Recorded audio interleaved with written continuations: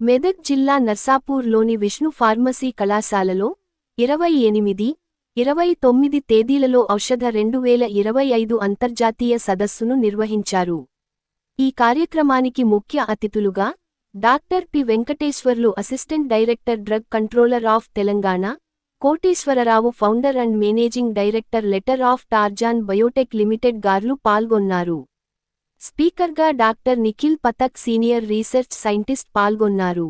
ఈ కార్యక్రమంలో దేశంలోని వివిధ రాష్ట్రాల నుండి పలు ఫార్మసీ కళాశాలలకు చెందిన విద్యార్థులు, అధ్యాపకులు పాల్గొన్నారు. ఈ కార్యక్రమంలో వెంకటేశ్వర్లు మాట్లాడుతూ డ్రగ్ డెవలప్మెంట్ మరియు ఫార్మలాజికల్ ఎఫెక్ట్స్ గురించి వివరించారు. డాక్టర్ కోటేశ్వరరావు మాట్లాడుతూ ఔషధాలు యొక్క ప్రాముఖ్యతను గురించి వివరిస్తూ ప్రస్తుత కాలంలో ఔషధాలపైన ఏ టెక్నాలజీ యొక్క ప్రభావం ఎలా ఉంటుందో వివరించారు.